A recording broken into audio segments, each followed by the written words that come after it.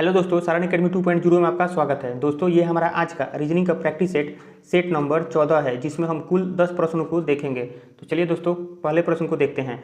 एक निश्चित कुट भाषा में पेरेंट को 148 के रूप में लिखा जाता है, वैरिएबल को 160 के रूप में लिखा जाता है, तो उसी कुट भाषा में ग्रांटेड को किस प्रकार लिखा जाएगा। यानी प्रश्न कर रहा है कि पेरेंट के लिए जिस प्रकार 148 का कोड यूज किया गया है, वैरिएबल के लिए 160 का प्रयोग किया गया है, तो उसी प्रकार ग्रांटेड के लिए कौन सा कोड होगा इन चारों ऑप्शन में से। तो दोस्तों सबसे पहले हम ये देखेंगे कि पेरेंट के लिए 148 लिखा गया है, तो किस संबंध में यानी कि कौन सा रिलेशन है इनके बीच। ठीक है दोस्तों, तो चलिए चेक करते हैं यहाँ से। तो देखिए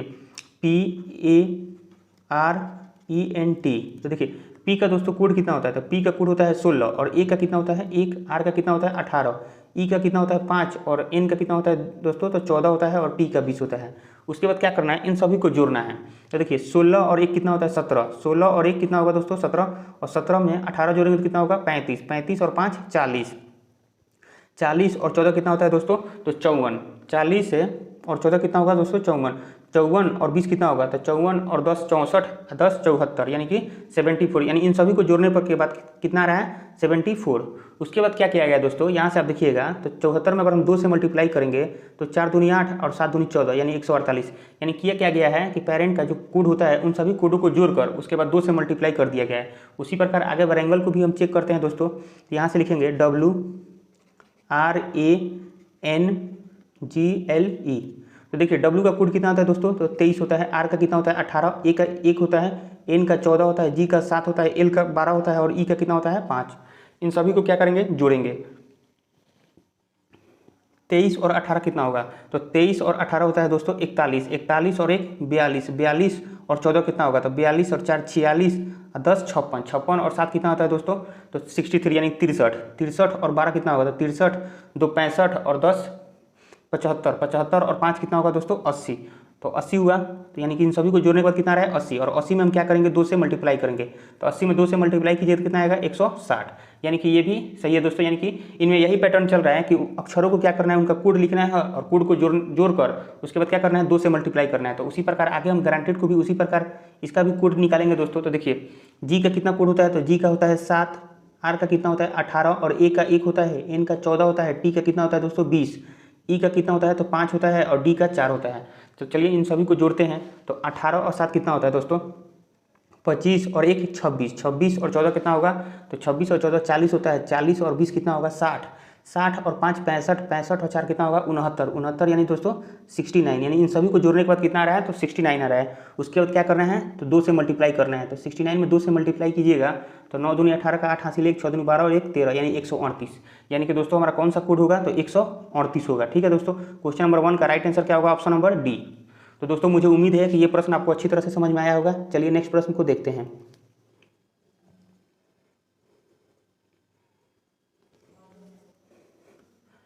क्वेश्चन नंबर 2 है, एक निश्चित कूट भाषा में फ्रूट हैट स्ट्रिंग को वार्म बी विल के रूप में कूटबद्ध किया जाता है और हैट फ्रूट को बी वार्म के रूप में कूटबद्ध किया जाता है और स्ट्रिंग हैट को विल बी के रूप में कूटबद्ध किया जाता है। तो फ्रूट के लिए कूट शब्द क्या होगा। यानी प्रश्न कह रहा है कि जिस प्रकार फ्रूट हैट स्ट्रिंग को वार्म बी विल के रूप में लिखा जाता है यानी कि कूटबद्ध किया गया है, हैट फ्रूट को बी वार्म के रूप में कूटबद्ध किया गया है और स्ट्रिंग हैट के लिए जिस प्रकार विल बी के रूप में कूटबद्ध किया गया है, तो उसी प्रकार फ्रूट के लिए कौन सा कूट शब्द होगा। तो देखिए दोस्तों, जब भी ऐसे प्रश्न आए तो इन प्रश्नों में ये कह रहा है क्या है कि फ्रूट हैट के स्ट्रिंग का कोड ये है, तो उसी प्रकार फ्रूट का कौन सा इनमें से कौन सा कोड होगा, यानी फ्रूट के लिए इनमें से कौन सा कोड होगा। तो यहाँ से आप देखिएगा, कलर चेंज कर देते हैं दोस्तों। यहाँ से आप देखिएगा फ्रूट हैट स्ट्रिंग है दोस्तों, उसी प्रकार यहाँ से देखिएगा तो स्ट्रिंग और हैट है। यहाँ से आप देखिएगा तो फ्रूट हैट स्ट्रिंग में कॉमन क्या है तो स्ट्रिंग हैट, यहाँ पर भी स्ट्रिंग हैट दिया गया है दोस्तों, और उसी प्रकार यहाँ पर भी क्या है स्ट्रिंग हैट है, इन कॉमन है। तो उसी प्रकार इनका कोड में भी कॉमन होगा दोस्तों। तो कोड इनका क्या है देखिए, तो इनका कोड फ्रूट हैट स्ट्रिंग का कोड क्या है तो वार्म बी विल, और स्ट्रिंग हैट का कोड क्या है तो विल बी। तो यहाँ से आप देखिएगा फ्रूट हैट स्ट्रिंग में क्या कॉमन है तो हैट है, यानी फ्रूट हैट स्ट्रिंग और स्ट्रिंग हैट में क्या कॉमन है तो स्ट्रिंग हैट में देखिए दोस्तों यहाँ पर पूरा स्ट्रिंग हैट दिया गया है दोस्तों। उसी प्रकार फ्रूट हैट स्ट्रिंग में क्या कॉमन है तो हैट और यहाँ से देखिएगा तो स्ट्रिंग कॉमन है, ठीक है। तो इनके कोड में भी देखेंगे क्या कोड में क्या कॉमन है, तो बी विल, यहाँ से आप देखिएगा तो वार में बी विल और यहाँ पर है विल बी, यानी दोस्तों आपको दिख रहा होगा कि बी और विल ये जो दो अक्षर हैं ये यहाँ पर भी हैं विल बी, ठीक है दोस्तों। यानी कि इनमें कॉमन क्या है, तो हैट स्ट्रिंग का कोड है तो बी विल, उसी प्रकार यहाँ पर भी हैट स्ट्रिंग है दोस्तों, यहाँ पर भी विल और बी कॉमन है। तो जब इनको हम हटा देंगे तो फ्रूट के लिए कौन सा कोड बचेगा, तो फ्रूट के लिए वार्म बचेगा, कौन सा, तो वार्म, यानी कि फ्रूट का कौन सा कोड होगा, वार्म होगा। यानी क्वेश्चन नंबर 2 का राइट आंसर क्या होगा, ऑप्शन नंबर डी। चलिए दोस्तों नेक्स्ट प्रश्न को देखते हैं।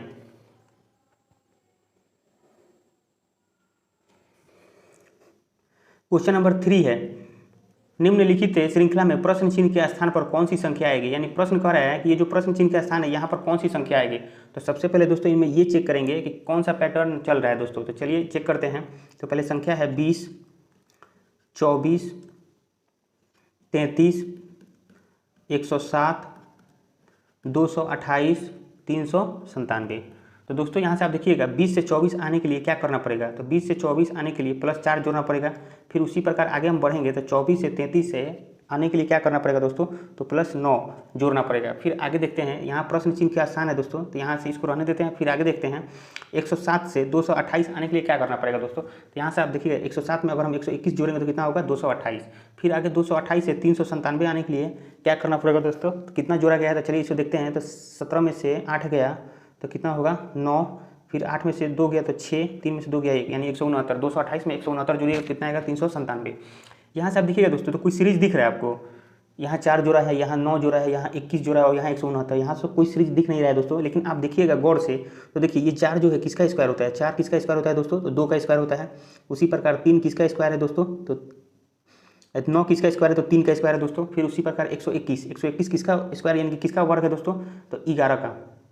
उसी प्रकार आगे देखिएगा 169 किसका वर्ग है दोस्तों, तो 13 का। तो यहाँ से आप देखिएगा 2, 3, 11 और 13। यहाँ से तो हम तो सम संख्या और विषम संख्या ले नहीं सकते हैं, क्योंकि देखिए यहाँ सम संख्या 2 है और विषम संख्या 3 दिए गए हैं। यानी कि सम संख्या की संख्या कितना है, 1 है, और विषम संख्या कितने हैं, 3 है। यानी कि ये भी पैटर्न नहीं चलेगा। लेकिन आप देखिएगा गौर से, तो देखिए 2 क्या है, एक अभाज्य संख्या है, 3 क्या है, एक अभाज्य संख्या है, 11 क्या है, एक अभाज्य संख्या है, 13 भी क्या है, एक अभाज्य संख्या है। यानी कि अभाज्य संख्या का ही सीरीज चल रहा है। तो यहाँ से आप देखिएगा 2 का स्क्वायर करके 2 का स्क्वायर कीजिएगा तो 4, अब 20 में 4 जोड़िएगा तो 24। फिर 2 के बाद अभाज्य संख्या कौन आता है, 3 आता है। तो 3 का स्क्वायर कीजिएगा तो 9, और 24 में 9 जोड़िएगा तो 33।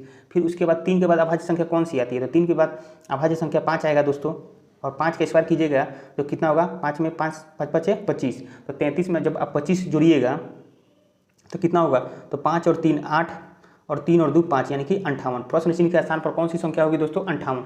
फिर आगे भी देखते हैं क्या यही सीरीज है। तो देखिए 5 के बाद कौन सा आता है, तो देखिए दोस्तों 5 के बाद अभाज्य संख्या 7 आता है। कितना आता है, 7, ठीक है दोस्तों। तो 7 का आप स्क्वायर कीजिएगा, 7 आता है, 7 का स्क्वायर कीजिएगा तो 7 7 49। तो यहाँ से आप देखिएगा 58 में 49 जोड़ेंगे तो क्या 107 आ रहा है। तो देखिए 8 और 9 कितना होता है, 17 का 7 हासिल 1, 5 और 9 1 10, यानी आ रहा है, यानी कि ये सही है। फिर 7 के बाद कौन सा अभाज्य संख्या आता है दोस्तों, तो 11 आता है। 11 का स्क्वायर कीजिएगा तो 121, और 121 में 121 को 107 में जोड़िएगा तो 228। उसी प्रकार आगे भी है 13 का स्क्वायर कीजिएगा तो 169 228 में जोड़िएगा तो कितना आएगा, 397। यानी दोस्तों इसमें कौन सा पैटर्न चल रहा था, तो सभी शुरुआत से यानी कि 2 से अभाज्य संख्या को लेना है और वर्ग करके सभी में जोड़ते जाना है। यानी कि प्रश्न चिन्ह के स्थान पर कौन सी संख्या होगी दोस्तों, तो 58। यानी कि क्वेश्चन नंबर 3 का राइट आंसर क्या होगा, ऑप्शन नंबर सी। दोस्तों मुझे उम्मीद है कि ये प्रश्न आपको अच्छी तरह से समझ में आया होगा।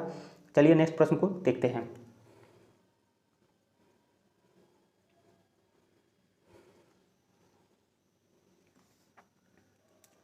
क्वेश्चन नंबर 4 है कि 6 मित्र अमन, विप्लव, चिरंतन, दिव्या, एलिजाबेथ और फिरोज एक वृत्ताकार मेज के परितः मेज के केंद्र की ओर मुंह करके बैठे हुए हैं। अमन विप्लव के बाईं ओर तीसरे स्थान पर बैठा है, चिरंतन अमन के ठीक बगल में है, एलिजाबेथ दिव्या के दाईं ओर दूसरे स्थान पर बैठी है, चिरंतन दिव्या के ठीक बगल में नहीं है। अमन और एलिजाबेथ के बीच में कौन बैठा है या बैठी है। यानी प्रश्न कह रहा है दोस्तों कि 6 मित्र हैं जो एक वृत्ताकार मेज के परितः केंद्र की ओर मुंह करके बैठे हैं। यानी कि 6 मित्र है, तो सबसे पहले एक वृत्ताकार मेज लेते हैं दोस्तों, ठीक है, और 6 सीट बैठाते हैं। तो 1 2 3 4 5 और 6। यहाँ से आप देखिएगा कह रहा है कि 6 मित्र जो एक वृत्ताकार मेज के परितः मेज के केंद्र की ओर मुंह करके बैठे हैं। किधर मुंह करके बैठे हैं दोस्तों, तो केंद्र की ओर, यानी कि एरो का निशान दे दीजिएगा, केंद्र की ओर बैठे हैं दोस्तों। अब चलिए इन सभी को क्या बैठाते हैं, ठीक है। तो देखिए यहाँ से कह रहा है कि अमन, विप्लव के बाईं ओर तीसरे स्थान पर बैठा है। अमन किसके बाईं ओर? तो विप्लव के बाईं ओर तीसरा स्थान पर। तो आप विप्लव को कहीं भी बैठा सकते हैं दोस्तों। तो मान लीजिए हम यहीं पर बैठाते हैं विप्लव को, ठीक है, तो यहाँ से बैठाते हैं विप्लव। कह रहा है कि अमन जो है विप्लव के बाईं ओर। तो देखिए दोस्तों, जब भी कोई व्यक्ति केंद्र की ओर मुंह करके बैठता है तो उसका बाईं ओर किधर कहलाता है? इधर कहलाता है, और दाईं ओर इधर कहलाएगा। तो बाईं ओर कह रहा है कि अमन जो है बाईं ओर तीसरे स्थान पर। तो यहाँ से बाईं ओर इधर होगा दोस्तों, विप्लव का बाईं ओर इधर होगा, तो तीसरा स्थान। तो एक स्थान, दो स्थान, ये तीसरा स्थान है, यानी कि अमन कहाँ बैठेगा दोस्तों? यहाँ पर बैठेगा। यहाँ अमन को बैठाएंगे। फिर आगे देखते हैं, चिरंतन अमन के ठीक बगल में है। चिरंतन कहाँ पर है? तो अमन के ठीक बगल में। तो अमन के ठीक बगल में या तो यहाँ होगा चिरंतन, या तो यहाँ होगा दोस्तों, ठीक है। तो यहाँ से आगे अभी यहाँ पर ये कन्फर्म नहीं है कि कहाँ बैठेगा, बस ये कन्फर्म है कि अमन के बगल में ही बैठेगा। फिर आगे देखते हैं, एलिजाबेथ दिव्या के दाईं ओर दूसरे स्थान पर बैठी है। एलिजाबेथ दिव्या के दाईं ओर दूसरे स्थान पर। तो यहाँ से आप देखिएगा दोस्तों, अगर हम दिव्या को यहाँ बैठाते हैं, दिव्या को अगर हम यहाँ बैठाते हैं तो दूसरे स्थान पर 1 और 2, क्या एलिजाबेथ यहाँ बैठेगी? क्योंकि अमन तो पहले से ही बैठा है, तो एलिजाबेथ यहाँ नहीं बैठेगी, यानी एलिजाबेथ के लिए यहाँ सीट खाली नहीं है, यानी कि दिव्या यहाँ नहीं बैठेगी। फिर आगे देखते हैं, अगर दिव्या को हम यहाँ बैठाते हैं, यानी प्रश्न कर रहा है कि एलिजाबेथ दिव्या के दाईं ओर दूसरे स्थान पर बैठी है। अगर हम दिव्या को यहाँ बैठाते हैं तो एलिजाबेथ कहाँ बैठेगी दोस्तों? तो यहाँ पर आएगी, क्योंकि 1 2 दाईं ओर कौन होगा? इधर 1 और 2। देखिए दोस्तों, अगर हम एलिजाबेथ को यहाँ बैठाएं, दिव्या को यहाँ बैठाएंगे तो एलिजाबेथ कहाँ बैठेगी? यहाँ पर। लेकिन ये दोनों संभव है नहीं, क्योंकि देखिए प्रश्न में आगे कहा था कि यहाँ पर आप देखिएगा, कहा था कि चिरंतन जो है अमन के ठीक बगल में। जब एलिजाबेथ और दिव्या दोनों सीट ले लेगी तो क्या अमन के बगल में चिरंतन के लिए सीट बचेगा? नहीं बचेगा, यानी कि दिव्या यहाँ पर भी नहीं बैठेगी। अब देखते हैं, इन दोनों में चेक करते हैं। तो यहाँ से आप देखिएगा, अगर दिव्या को हम यहाँ बैठाते हैं दोस्तों, तो एलिजाबेथ दाईं और दूसरे स्थान पर, तो 1 और 2। तो यहाँ तो विप्लव पहले से बैठा है, यानी ये सीट खाली नहीं है, यानी कि यहाँ पर भी दिव्या नहीं बैठेगी। दिव्या के लिए अब एकमात्र सीट बचा कौन दोस्तों? तो यहाँ पर। तो यहाँ पर अगर हम दिव्या को बैठाते हैं, दिव्या को यहाँ बैठाते हैं, तो कह रहा है कि एलिजाबेथ दिव्या के दाईं ओर दूसरे स्थान पर बैठी है। तो एक स्थान ये होगा, दूसरा स्थान यहाँ, यानी कि एलिजाबेथ कहाँ बैठेगी दोस्तों? तो यहाँ पर। फिर आगे प्रश्न कह रहा है कि चिरंतन दिव्या के ठीक बगल में नहीं है। चिरंतन जो है दिव्या के ठीक बगल में, तो दिव्या यहाँ है, और चिरंतन को कहा था यहाँ पर कि चिरंतन जो है अमन के ठीक बगल में। चिरंतन या तो यहाँ बैठेगा या यहाँ बैठेगा, ठीक है दोस्तों। लेकिन यहाँ से आप देखिएगा कि चिरंतन जो है यहाँ या तो यहाँ बैठेगी, ठीक है। तो चिरंतन को हम यहाँ प्रश्न में कह रहा है कि चिरंतन दिव्या के ठीक बगल में नहीं है, यानी कि दिव्या के बगल में यहाँ चिरंतन जब नहीं बैठेगा तो कहाँ बैठेगा? यहाँ पर बैठेगा। तो यहाँ से हम बैठाएंगे इसको चिरंतन। तो बचा कौन दोस्तों? एक फिरोज, यानी कि लास्ट सीट बचा है, तो यहाँ पर कौन बैठेगा? फिरोज। अब प्रश्न में ये देखेंगे कि प्रश्न में पूछ क्या रहा है। तो अमन और एलिजाबेथ के बीच में कौन बैठा है या बैठी है? तो देखिए दोस्तों, यहाँ हो गया अमन और एलिजाबेथ, यहाँ हो गया अमन और यहाँ है एलिजाबेथ। इनके बीच में कौन बैठा है? तो चिरंतन। कौन बैठा है दोस्तों? तो चिरंतन। यानी क्वेश्चन नंबर 4 का राइट आंसर क्या होगा? Option number C. तो दोस्तों मुझे उम्मीद है कि ये प्रश्न आपको अच्छी तरह से समझ में आया होगा। चलिए नेक्स्ट प्रश्न को देखते हैं।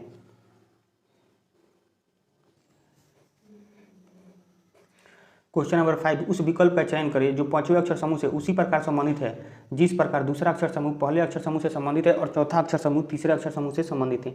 यानी प्रश्न कह रहा है कि जिस प्रकार दूसरा अक्षर समूह पहले से जिस प्रकार संबंधित है और चौथा अक्षर समूह तीसरे से जिस प्रकार संबंधित है, उसी प्रकार प्रश्न चिन्ह के स्थान पर कौन सी संख्या होगी जो पांचवें से संबंधित होगा। तो यहाँ से आप देखिएगा जो दोस्तों कि 18-4 में क्या रिलेशन दिख रहा है। 18 और 4 का अंतर कीजिएगा तो देखिए कितना है? 14। फिर उसी प्रकार 36 और 16 का अंतर अगर हम करते हैं तो कितना होगा दोस्तों? 20। तो यहाँ से तो 14 और 20 में कुछ रिलेशन दिख नहीं रहा है दोस्तों। तो अब दूसरा देखते हैं कि कौन सा इसमें पैटर्न चल रहा है। तो यहाँ से देखिएगा 18 के लिए दोस्तों, अगर हम 18 के लिए यहाँ पर लिख लेते हैं 18, ठीक है, और यहाँ 4 है। तो देखिए अगर 18 का 3 का स्क्वायर कीजिएगा, 3 का स्क्वायर कीजिएगा कितना होगा? 9, और 9 में अब 2 से मल्टीप्लाई कीजिएगा तो 18 है दोस्तों यहाँ पर। यानी कि 3 का स्क्वायर करके 2 से मल्टीप्लाई कीजिए तो कितना आएगा? 18, ठीक है दोस्तों। फिर उसी प्रकार इसी 2 का क्या करना है? यहाँ पर स्क्वायर करना है। 2 का स्क्वायर कीजिएगा तो कितना आएगा? 4। यानी कि यहाँ 18 जो है कैसे आया है? तो 3 का स्क्वायर करके 2 से मल्टीप्लाई किया गया है, और ये जो लास्ट वाला 2 है यहाँ पर जिस 2 से मल्टीप्लाई किए थे, इसी 2 का स्क्वायर करके 4 लिखा गया है, ठीक है दोस्तों। फिर उसी प्रकार हम दूसरा चेक करते हैं, यानी 36 और 16 में क्या रिलेशन है। तो यहाँ से लिखते हैं 36 और 16 तक। देखिए 36 के लिए फिर उसी प्रकार हम यहाँ से अगर 3 का स्क्वायर करेंगे और 2 से 3 का स्क्वायर करके यहाँ 4 से मल्टीप्लाई करेंगे तो 3 का स्क्वायर कीजिएगा तो 9 चौका 36। फिर उसी प्रकार जो लास्ट का ये संख्या है जिसे हम मल्टीप्लाई किए हैं उसका क्या करना है? स्क्वायर करना है। तो 4 का स्क्वायर कीजिएगा कितना आएगा दोस्तों? 4 चौका 16। यानी कि आगे भी यही पैटर्न चलेगा। तो यहाँ पर 27 है दोस्तों, तो यहाँ से हम लिखते हैं 27, ठीक है। और 27 यहाँ प्रश्न चिन्ह के स्थान पर कौन सा संख्या होगा? तो देखिए सभी में कॉमन क्या है कि 3 का स्क्वायर किया गया है। 3 का स्क्वायर, तो यहाँ पर भी हम 3 का स्क्वायर करेंगे, और इसमें देखिए 3 का स्क्वायर कीजिएगा तो 9, और 9 में कितना से गुना करेंगे? 27 आएगा। तो 9 में 3 से मल्टीप्लाई करेंगे तो 27 आएगा, यानी कि 3 × 9 = 9 × 27। फिर क्या करना है कि जिससे मल्टीप्लाई करना है उसी का स्क्वायर करके लिख देना है। तो 3 का स्क्वायर कीजिएगा दोस्तों, कितना आएगा, 3 3 9, यानी प्रश्न चिन्ह के स्थान पर कौन सी संख्या होगी, तो 9 होगी। यानी क्वेश्चन नंबर 4 का राइट आंसर क्या होगा दोस्तों, ऑप्शन नंबर सी। चलिए दोस्तों नेक्स्ट प्रश्न को देखते हैं।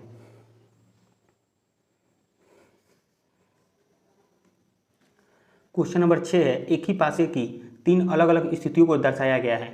2 दर्शाने वाले फलक के विपरीत फलक की संख्या ज्ञात कीजिए। यानी प्रश्न पूछ रहा है कि 2 का विपरीत फलक पर कौन सा संख्या होगा। तो दोस्तों यहाँ से आप देखिएगा, जब भी पासे का प्रश्न हो और 2 या 2 से अधिक पासा दिया गया है तो उसमें सबसे पहले आप क्या कीजिएगा, कॉमन खोजेंगे। तो दोस्तों आप देखिएगा इन दोनों पासों में कॉमन क्या है, तो यहाँ से देखिएगा 2 या 2, बस एक ही संख्या है जो 2 कॉमन है। फिर आगे देखते हैं इसमें और इसमें क्या कॉमन है। तो यहाँ से देखिएगा, यहाँ पर 2 और 6 है, यहाँ पर भी 2 और 6 है, यानी कि इन दोनों पासों में 2 संख्या कॉमन है, 2 और 6। तो जो तीसरा संख्या बचता है वो एक दूसरे के विपरीत होते हैं। तो बचा कौन तीसरा, तो एक 1 बच्चा है इसमें और यहाँ पर है 5, यानी कि 1 और 5 क्या होगा, एक दूसरे के विपरीत होंगे। 1 और 5 क्या होंगे, एक दूसरे के विपरीत होंगे। यानी कि यहाँ से आप दोस्तों 2 का विपरीत ना ही 1 होगा और ना ही 5 होगा। चलिए यहाँ से तो 2 ऑप्शन कट गया। फिर आगे चेक करते हैं दोस्तों। तो यहाँ से देखिएगा इस बॉक्स में दोस्तों और इस बॉक्स में देखिएगा, तो यहाँ पर कॉमन क्या दिख रहा है आपको, तो 2 और 5, यानी कलर हम यहाँ से बदल लेते हैं दोस्तों समझने के लिए। यहाँ से देखिएगा ये जो बॉक्स है और यहाँ पर ये जो बॉक्स है, इन दोनों बॉक्सों में कॉमन आपको दिख रहा होगा, यहाँ 2 है और यहाँ 5 है, यहाँ पर भी 2 है दोस्तों और यहाँ पर भी 5 है, यानी कि इन दोनों बॉक्स में कॉमन 2 और 5 है। तो जो संख्या बचा वो एक दूसरे के विपरीत होंगे। तो यहाँ पर कौन सी संख्या बचा, 4 और यहाँ पर 6, यानी कि 4 और 6 एक दूसरे के विपरीत होंगे।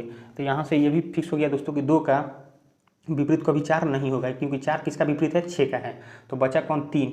लेकिन यहाँ से आप समझ भी सकते हैं दोस्तों कि 1 का विपरीत 5 होगा, 4 का विपरीत 6 होगा, तो अब बचा कौन, 3 ही नहीं बचा, यानी कि 2 का विपरीत कौन होगा, 3 होगा दोस्तों। यानी कि क्वेश्चन नंबर 6 का राइट आंसर क्या होगा, ऑप्शन नंबर बी।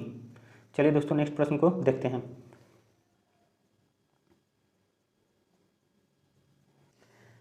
तीन कथन के बाद 3 निष्कर्ष 1, 2 और 3 दिए गए हैं। कथनों को सत्य मानते हुए भले ही वे सामान्य रूप से ज्ञात तत्वों से भिन्न प्रतीत होते हों, निर्णय करें कि कौन सा या कौन से निष्कर्ष कथन को तार्किक रूप से अनुसरण करता है या करते हैं।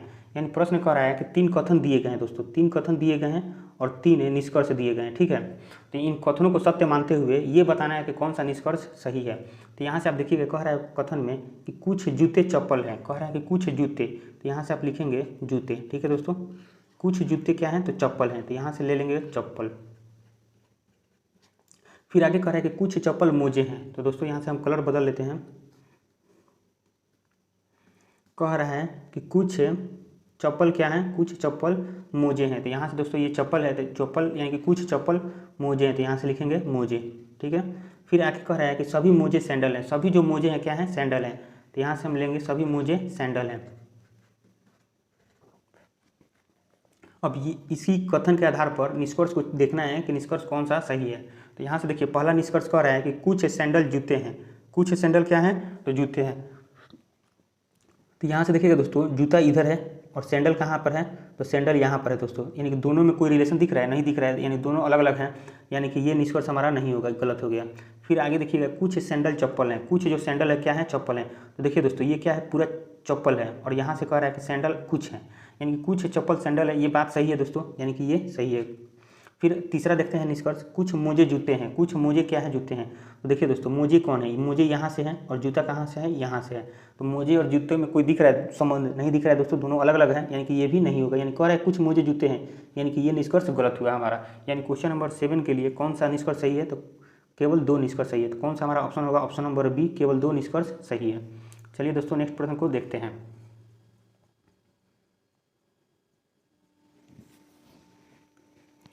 क्वेश्चन नंबर 8 है कि दी गई आकृति के सही दर्पण प्रतिबिंब का चयन करें जब दर्पण को MN पर रखा जाए जैसे कि नीचे दर्शाया गया है। यानी कह रहा है कि यदि किसी भी आकृति, मान लीजिए ये आकृति दिया गया है, इस आकृति को जब हम MN पर दर्पण को रखा गया है तो इस आकृति का दर्पण प्रतिबिंब कैसा बनेगा। तो देखिए दोस्तों जब भी इस तरह के प्रश्न आए तो इस तरह के प्रश्न के लिए कोई ना तो ट्रिक होता है और ना ही कोई इसके लिए नियम या रूल होते हैं। बस इसके लिए आप याद रखिएगा, ऐसे प्रश्न को बाई ऑप्शन यानी कि ऑप्शन के द्वारा बनाया जाता है, क्योंकि समय की बचत होगी दोस्तों। तो देखिए जजमेंट है, तो देखिए यहाँ से जे जो है जे को अगर हम पलटेंगे तो किस प्रकार दिखेगा, तो जे देखिए दोस्तों इस प्रकार दिखेगा, जे किस प्रकार दिखेगा तो इस प्रकार दिखेगा, सभी में देखिएगा तो जे कॉमन है। फिर उसी प्रकार यू को पलटिएगा दर्पण में देखिएगा तो किस प्रकार दिखेगा, देखिए यू क्या है सभी में कॉमन है, यानी कि यू सभी में एक ही जैसा है, यानी कि आगे बढ़ते हैं यू को छोड़कर। फिर देखते हैं डी, डी देखिए डी को जब आप दर्पण में देखिएगा तो किस प्रकार दिखेगा, बी के जैसा दिखेगा, तो यहाँ पर बी जैसा दिख रहा है, सही है, यहाँ पर भी सही है। यहाँ पर आप देखिएगा दोस्तों तो यहाँ छोटा डी है और यहाँ बड़ा डी है, यानी कि ये ऑप्शन तो गलत हो गया, ये तो पूरा कट गया, क्योंकि वहाँ छोटा डी था दर्पण में, सिर्फ राइट का लेफ्ट, लेफ्ट का राइट हो सकता है, ये तो नहीं हो सकता कि छोटा से बड़ा हो जाएगा, यानी कि ये हमारा ऑप्शन नंबर बी कट गया। इसी प्रकार सभी ऑप्शन को देखेंगे, जो लास्ट में बचेगा वही आंसर होगा दोस्तों। फिर आगे बढ़ेंगे, जी है, तो देखिए दोस्तों जी किस प्रकार तीनों में कॉमन है, यानी कि आगे बढ़ते हैं। फिर ई देखिएगा तो ई देखिए यहाँ पर ई क्या है, कैपिटल है, यानी कि 12 ई है, और यहाँ पर छोटा ई है दोस्तों, यहाँ पर भी देखिएगा तो छोटा ई है, यानी कि हमारा ये भी ऑप्शन कट गया। यानी कि कोई भी जो अक्षर होगा वो दर्पण में राइट का लेफ्ट, लेफ्ट का राइट दिखेगा, ये तो नहीं दिखेगा कि छोटा से बड़ा, बड़ा से छोटा हो जाएगा, यानी कि ये दोनों कट गया। तो हमारा बचा कौन सा, ऑप्शन नंबर सी बचा, यानी क्वेश्चन नंबर 8 का राइट आंसर क्या होगा, ऑप्शन नंबर सी। चलिए दोस्तों नेक्स्ट प्रश्न को देखते हैं। क्वेश्चन नंबर 9 है, नीचे दिए गए समीकरण को गणितीय रूप से सही बनाने के लिए किन दो चिन्हों को परस्पर बदलना चाहिए। जब भी इस तरह के प्रश्न आए दोस्तों तो देखिए इस तरह के प्रश्नों को बाई ऑप्शन ही बनाया जाता है, सभी ऑप्शन को रखकर चेक किया जाता है। लेकिन हम आपको बता दें कि सबसे पहले आप डिवाइड वाला, जिसमें जिस ऑप्शन में, यहाँ तो एक ही दिया गया है लेकिन अगर दो भी दिया रहा है तो पहले हम डिवाइड वाले ऑप्शन को ही चेक करते हैं, क्योंकि 19% चांस होता है डिवाइड वाला ही सही होने के लिए। तो चलिए दोस्तों पहले इसी को चेक कर लेते हैं यहाँ से। तो देखिए माइनस की जगह डिवाइड का साइन लेना है और डिवाइड की जगह माइनस का साइन लेना है। तो यहाँ से देखिए संख्या दिया गया है 120 प्लस कितना है 18 गुने 40, माइनस की जगह क्या लेना है हमें, डिवाइड 10, अब डिवाइड की जगह माइनस 20। चलिए इसको सॉल्व करते हैं। तो देखिए यहाँ 120 प्लस यहाँ से 118 गुने 40 बटा 10 माइनस 20। तो यहाँ से देखिएगा दोस्तों कि ये जीरो से ये जीरो गया। फिर आगे देखते हैं 120, 18 चौका 72 माइनस 20। तो यहाँ से देखिएगा दोस्तों 100 में से 120 में से अगर 20 गया तो कितना बचेगा 100, अब प्लस कितना 72, जोड़ेंगे तो कितना होगा दोस्तों 172 होगा, यानी कि 172 यहाँ दिया गया। यानी कि समीकरण ऑप्शन नंबर डी को रखने पर हमारा समीकरण क्या हो रहा है दोस्तों, सही हो रहा है। ठीक है, यानी क्वेश्चन नंबर 9 का राइट आंसर क्या होगा, ऑप्शन नंबर डी। चलिए दोस्तों नेक्स्ट प्रश्न को देखते हैं।